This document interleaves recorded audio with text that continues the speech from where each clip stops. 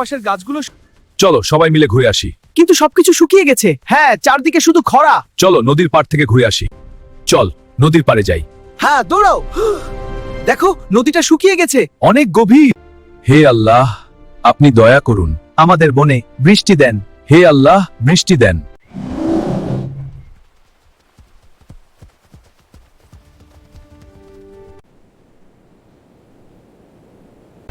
আমি পানি পেয়েছি। এখানে একটি ছোট ঝর্ণা আছে। আল্লাহু আকবার। আল্লাহু আকবার। চল নদী থেকে ঘুরে আসি। হ্যাঁ, চলো। দেখো নদীতে জল, চলো সবাই মিলে গোসল করি।